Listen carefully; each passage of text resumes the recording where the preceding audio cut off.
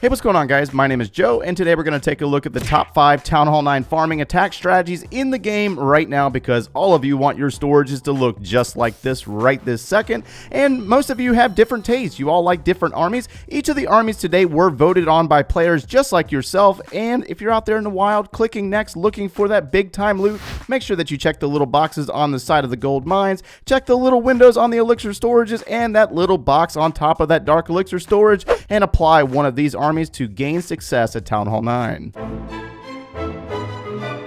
Coming in at number 1, we have the P.E.K.K.A. farming army, which consists of 6 P.E.K.K.A.s, 15 wizards, and 5 wall breakers. And although it does appear to be very expensive on elixir, it is very easy to use. It does not require clan castle troops, nor does it require heroes in order to execute. And in this situation, we did have a nice dead base with the gold and the elixir in the pumps and the mines. So we did spread our wizards out and our P.E.K.K.A.s to take down most of the base, but most of the time we do use it as a dark elixir farming army. It's very, very good for getting into the bases, taking down the dark elixir as well as the town hall, and collecting it very, very fast. Now, we did prove back in the Town Hall 9 Let's Play series that we can use the level 3 P.E.K.K.A.s to execute this attack as well, and then once you get the level 4s, it gets even more powerful than what it was previously. So you'll use your spells wisely, and if you have to deal with clan castle troops such as the Electro Dragon, if you use the rage spells on your P.E.K.K.A.s to get them into the core quickly, you should be able to take down the base very nicely, but it does require some practice, and once you get a little bit more reps with it, it does become easier as time goes on. One of the best things about the P.E.K.K.A. is a very strong, tanky unit, and you can basically protect your wizards throughout the base and take down the bases very nicely. Now, if you are able to get clan castle troops, I do recommend bringing bowlers with this army, because the bowlers get a very nice double bounce and will assist keeping your P.E.K.K.A.s alive, and you should start being able to 3-star bases, and you can get some pretty good trophies out of this army as well if you're able to get those bowlers in your clan castle. And as you can see here, we were able to steal a lot of the resources off of this base, and there is your army right there. Let's get into our number 2 army. Coming in at number 2, we have the Lava Loon, or the Loonion. We have 2 different armies that we're going to talk about in this segment. In this replay, I preferred this one because we have the 2 Lava Hounds and the 24 balloons. And the way this attacker uses this army is to try to sweep the entire base. This is a really good, strong army to go against the bases that are still alive. They have the Expos still alive in the cores, and you're going to use those Lava Hounds in order to take down the base and block for your balloons. You'll notice that we got a nice sweep through this base with our balloons, taking down air defenses and expos, and basically opening it up for the Archer Queen in this replay to go in back behind the balloons and take down or steal most of my loot. So on the flip side though, however, if you go against a lot of dead bases, you can use the balloons and minions. That's a really good army for sweeping the bases, with the balloons to lead the way with the minions to back it up. But again, that needs to be done on mostly dead bases, and when you got the expos in the mix versus the balloons and no tank, the balloons do go down very quickly, and you end up having to use your rage spells kind of hastily and not being able to take down the base as quickly as you'd like. In this replay, she did bring the archers, and the archers are doing some damage, but then you're also going to see the queen come in behind and go towards the core of my base, going after the dark elixir and the town hall. And we have like a level 7 queen, so it's not even like it's a really strong queen. A lot of players like to hold on to those heroes and send them in at the end to go in and sweep and clear out most of the resources that are remaining on the base. Again, this is a very heavily preferred army by many players. Some players will consider this to be the best army for stealing a lot of resources, but again, it's preferred by certain players. Not every player can go out in there and do this, because it can be kind of frustrating, even for players like myself. The balloons and I just don't get along, so I choose not to use them. But let's go ahead and speed this army up, so that way you can see the army at the end of the replay and possibly screenshot it for yourself, and you'll notice that this queen was able to go in and take down a lot of my resources and only leave me about 24,000 gold. So there's your army right there. Let's get into our number 3 replay.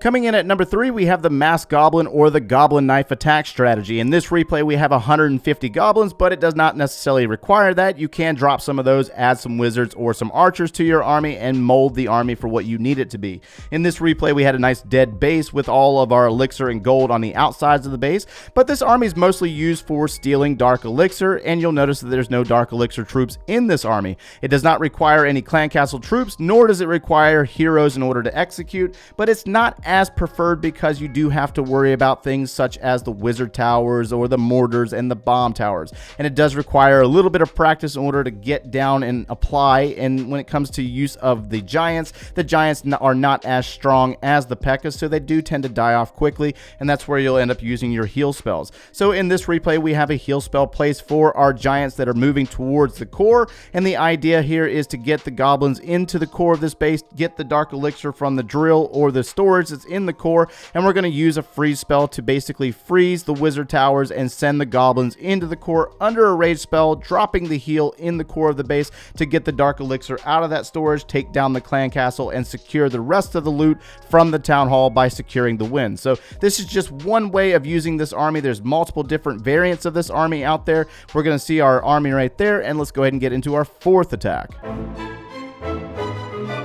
Coming in at number 4, we have a very good starter army for new Town Hall 9s. This is Giants and Wizards, about 15 of each. And when it comes to moving from Town Hall 8 to Town Hall 9, you have the level 5 Giants. They're not that great against high-end Town Hall 9s, but they are really good against weaker Town Hall 9s or newer Town Hall 9s. Now, once you get those Giants upgraded, you will start to see the benefits of those Giants. And, I mean, they're a weaker tank. They don't last as long as the P.E.K.K.A.s do. And in this replay, we do have some P.E.K.K.A.s in the mix, but you can replace those with some baby dragons or archers or barbarians. It doesn't really matter. It's really up to you, the player, on how you want to apply it. Again, it does not require clan castle troops, nor does it require heroes, and you can just spread those giants out around the base and take down all the loot that are in the collectors, or you can keep them all together to target the core of the base. In this replay, we kind of kept them together on one side. We got giants leading the way with some P.E.K.K.A.s in the mix. They're going to go in and try to take down the town hall. The P.E.K.K.A.s are really versatile. They're a strong, tanky unit, as many of you might know by now, but they are a slower moving tanking unit. Now, the one in the core did take down the queen, and then the opposite one is going to take down the town hall and secure the win. I think we get most of the loot off of this base, but we're not able to secure all of the loot, so that's something to take into consideration. The giants just don't last very long. There's your army right there. Let's get into our next army. Last but not least, we're going to finish out this list with the Barch army, and mainly because of the versatility, it's probably your best attack strategy for new players. It's really good for stealing elixir, great for stealing gold, and a lot of players choose to use this army when they are wall farming. If you're trying to complete your walls, if you're trying to get the level 9s and the level 10s at Town Hall 9, this is the army that you turn to. It's very cheap. It takes about 20 minutes to train without any boosts, and a lot of players choose to use this one to basically recoup some of the cost that the other armies tend to use. So, I mean, a lot of players don't like to use this one because it does get kind of boring to use over and over and over again, and that's mainly what farming is. But whenever you're trying to recoup some of the gold or elixir quickly, this is the one that you turn to. And in reality, it's basically 110 barbarians and 110 archers, and it's just Barch. If you made it to this part of the video and your army did not make the list, it's okay. Drop it down in the comments below for others to see for themselves and try out if they want to. The thing about it is that the armies that are listed in this video are just examples. They're probably the most popular armies in circulation here on YouTube, and they don't require clan castle troops, nor do they require heroes. And that's one of the biggest things for a lot of players that are out there trying to farm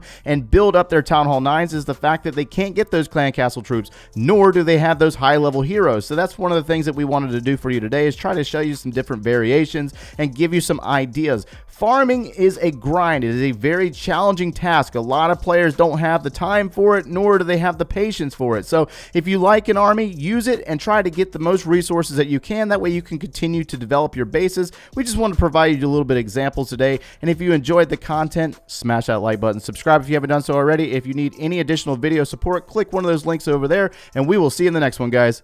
Take care.